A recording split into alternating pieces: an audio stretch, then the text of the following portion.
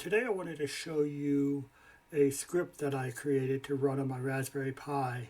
I use it to run Rclone to take my data from Google Drive and put it on my NAS. So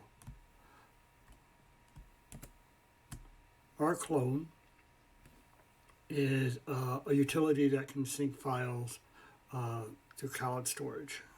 In essence, I followed the install of this utility and played around with it to make sure it worked, and I really do enjoy it. It can handle so much of what of the syncing, so I really did enjoy that. But I wanted to do a little more automated in terms of it, so I use Crontab.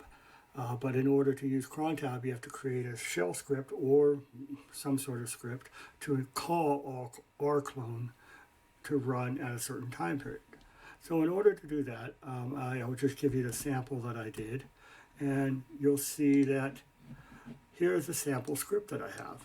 So it's relatively simple, nothing difficult. I run it for bash, so bash scripting, and the main guts of it is this command here. So I'm calling Rclone, and I like to log, so I'm logging my information. I'm doing verbose logging, and this is actually the command I run. This is how I set it up. It's in the directions. So you run the sync command, how I'm doing it, and all that lovely stuff. This is my mount. Now, I also, because I'm mounting a network drive, I wanted to make sure that I actually had a network drive mounted. So in order for me to do that, I encapsulated the command in an if statement. So if then else what? So I check to run to see in the proc mounts to see if my drive is actually mounted. If it is, then it's going to go ahead and run the Rclone command. If it's not, I run a little echo into a log file so that I can be alerted saying, hey, I need to check something out. Maybe my drive isn't mounted or some other issue. So this is really just a simple script that I set up to run Rclone. So at that point, you would bring this up to your Raspberry Pi, and we'll go from there. So if I bring up my Raspberry Pi, so I'll go ahead and SSH into it.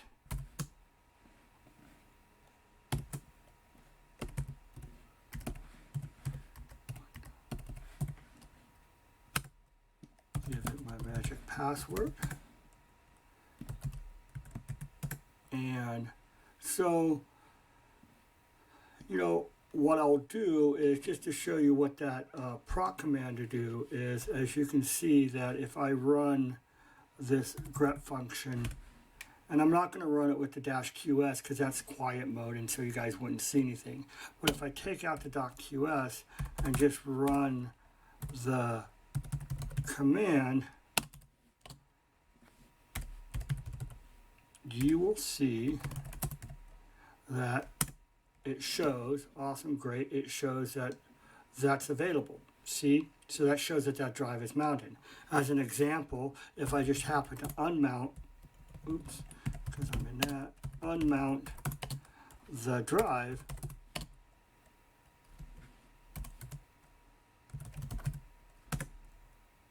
and then I run that proc command again, you'll see it doesn't show anything, it doesn't give anything, so it tells me that the drive isn't mounted, which is true.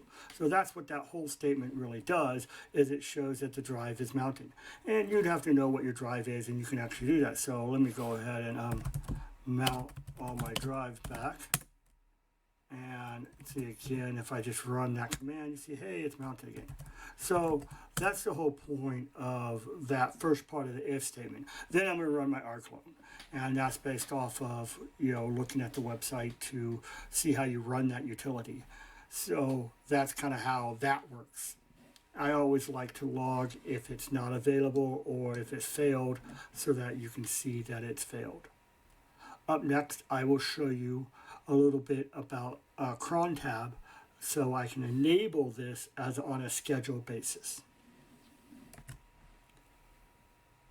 Okay, to get Crontab working, I needed to put that file in a location where Crontab can read it. I tend to follow the process of putting it into Crontab directories. So in this case, you will see if I go into, let's see, I believe I moved this into the daily, and there you go. You see the file right here. And so that's my file that I used that contains the shell script. Now it's also key to make sure that you make it executable.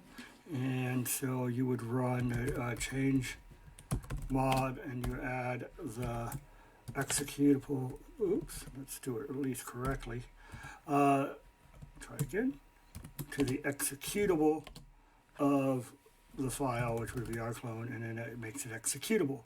In this case, I don't need to do that because I've already done that. So now that's in a location where I need it.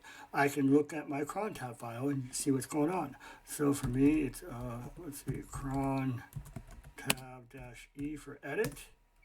And you see the Crontab edit. I use Nano as my quick editor just because it's easy and relatively intuitive.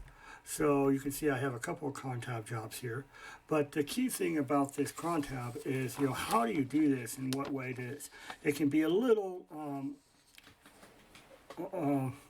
intimidating in setting it up, but if you know the basics, it's really not hard. So you can see that there's a series of parameters that you have to set here. So you have here, like what I have for this top line, which is the director, is what I have, is you have a 30, 22, star, star, star, and then you have where the script is located. In this case, it's in the cron daily, and then that's to call in the script, and it'll do it. So to read this, if you look at it from left to right, your first set of numbers is the minutes. So if you think of a clock and you think of hours and minutes, in Crontab it's kind of reversed. You do minutes, then hours.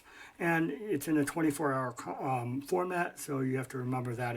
So I run this at 30 minutes or a half hour past 2200, which is of course 10 o'clock. So every at 10:30, I run this script. Now, the next side is if I want to specify a particular month or day of the month, actually.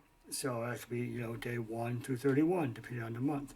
So, and then the next one is the month, 1 through 12. And the next one could be the day of the week. The day of the week, you're going to have to see, it's either could be 0 through 6, so Sunday to Saturday, with Sunday starting at 0 and Saturday being 6. That's typically how it is. You just have to see how that works. Sometimes they do 7 is also a Sunday. So in this case, what you see here is you see I'm running at 10:30. I didn't set any parameter of the day or month or day of the week. So that's just going to run daily at 10:30. That's what this says. The one below it, as an example, it's another monthly task that I run, and it actually runs at 11:30 on the first day of the month. And it runs every month because of that thing.